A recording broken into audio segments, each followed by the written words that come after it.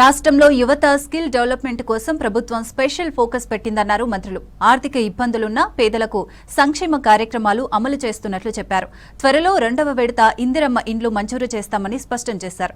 అటు ప్రభుత్వం ఏ welfare scheme ప్రారంభించినా బీఆర్ఎస్ తప్పుడు ఆరోపణలు చేస్తోందని మండిపడ్డారు మినిస్టర్లు. స్కిల్ డెవలప్మెంట్ పై తెలంగాణ సర్కార్ స్పెషల్ ఫోకస్ పెట్టిందన్నారు మంత్రి వివేక్ వెంకటస్వామి. రాష్ట్రంలో 65 అడ్వాన్స్డ్ టెక్నాలజీ సెంటర్లు పనిచేస్తున్నాయని తెలిపారు. మరో 53 సెంటర్లు ప్రారంభం దశలో ఉన్నట్లు చెప్పారు. అంతర్జాతీయ ఉపాధి అవకాశాల కోసం 12 మిలియన్ యూరోల నిధులతో టాంకమ్ ట్రైనింగ్ కార్యక్రమాలు అమలు చేస్తున్నట్లు తెలిపారు. యువతకు జర్మనీ లాంగ్వేజ్ తో పాటు దేశీయంగా ఉపాధి అవకాశాలకు స్కిల్స్ ట్రైనింగ్ ఇస్తున్నట్లు చెప్పారు. జర్మనీలోని ఎర్లాంగెన్లో తెలంగాణలోం కమ్యూనిటీ, టైగర్ ఈవీ ఎర్లాంగెన్ సంయుక్తంగా నిర్వహించిన మీట్ అండ్ గ్రీట్ కార్యక్రమంలో పాల్గొన్నారు మంత్రి వివేక్. దేశ జీడీపీలో తెలంగాణ సుమారు 8% వాటా కలిగిందని చెప్పారు మంత్రి వివేక్ వెంకటస్వామి.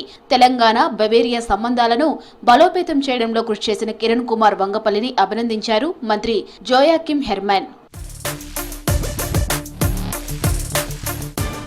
ఎన్ని ఆర్థిక రాజకీయ ఇబ్బందులు ఉన్నా పేదలకు సంక్షేమ కార్యక్రమాలు అమలు చేస్తున్నామన్నారు మంత్రి పొంగిరెడ్డి శ్రీనివాసరెడ్డి. ఖమ్మం జిల్లా ఏదులాపురం మున్సిపాలిటీలో పలు అభివృద్ధి పనులకు శంకుస్థాపన చేశారు మంత్రి. 10 ఏళ్ల బీఆర్ఎస్ పాలనలో డబుల్ బెడ్రూమ్ ఇళ్ల మంజూరులో నిర్లక్ష్యం వహిస్తే ప్రజా సర్కార్ ఇందిరమ్మ ఇండ్లు ఇస్తుందని చెప్పారు. త్వరలోనే 2వ విడత ఇందిరమ్మ ఇండ్లు ఇచ్చేందుకు చర్యలు చేపడుతున్నట్లు చెప్పారు మంత్రి పొంగిరెడ్డి.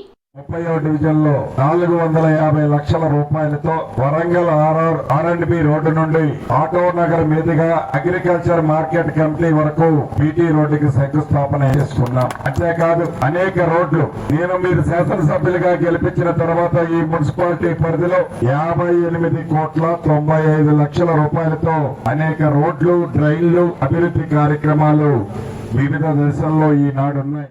హైదరాబాద్ గాంధీ హాస్పిటల్లో అడిక్షన్ ట్రీట్మెంట్ సెంటర్ను ప్రారంభించారు మంత్రి దామోదర రాజనరసింహ. నషాముక్త భారత్ కార్యక్రమంలో భాగంగా హైదరాబాద్ సహా రాష్ట్ర వ్యాప్తంగా 35 అడిక్షన్ ట్రీట్మెంట్ సెంటర్లను ప్రారంభించారు. అన్ని ప్రభుత్వ టీచింగ్ హాస్పిటల్స్ లో అడిక్షన్ ట్రీట్మెంట్ ఫెసిలిటీస్ ఏర్పాటు చేశారు. ప్రతి సెంటర్లో 10 బెడ్లతో సబ్స్టెన్స్ ఇంటాక్సికేషన్ కేర్ యూనిట్ ను ఏర్పాటు చేశారు. ఇకపై డ్రగ్స్ వాడకాన్ని నిమిషాల్లో పట్టేసే 12 డ్రగ్ ప్యానెల్ టెస్టింగ్ కిట్స్ ను అందుబాటులో ఉంచారు. ప్రతి సెంటర్లో సైకియాట్రిస్ట్, మెడికల్ ఆఫీసర్లు, కౌన్సిలర్లు ఉండనున్నారు. అడిక్షన్ ఫెసిలిటేషన్ సెంటర్స్ని ప్రతి జిల్లాలో ఈ డ్రగ్స్ అడిక్షన్కు సంబంధించి ప్రత్యేకంగా 10 బెడ్లు, కౌన్సిలింగ్, ఇన్స్టిట్యూట్ ఆఫ్ మెంటల్ హెల్త్ని centre of excellence in mental health అని చెప్పి దాన్ని ఆ ఇన్స్టిట్యూట్ని మార్చడము, ఇవన్నీ చేస్తున్న ఒక ప్రమాదం మాత్రం పొంచి ఉన్నది. ఆ ప్రమాదం ఏంటి అంటే ఎంత మనం రెగ్యులేటరీ పవర్స్ ఎంత స్ట్రెంథెన్ చేసుకున్నా అవేర్నెస్ అనేది చాలా ముఖ్యం, అవగాహన అనేది చాలా ముఖ్యం.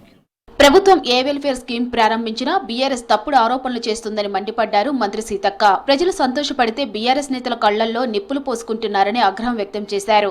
అంగన్వాడీలకు రూల్స్ ప్రకారమే సెల్ ఫోన్లు కొనుగోలు చేసినట్లు చెప్పారు. తప్పుడు ఆరోపణలు చేస్తే తీవ్ర పరిణామాలు ఉంటాయని హెచ్చరించారు. ములుగు జిల్లాలో పలు అభివృద్ధి పనులు ప్రారంభించారు మంత్రి సీతక్క. మేడారం ఆలయం అద్భుతంగా ఉండాలనే కట్టించామన్నారు మంత్రి సీతక్క.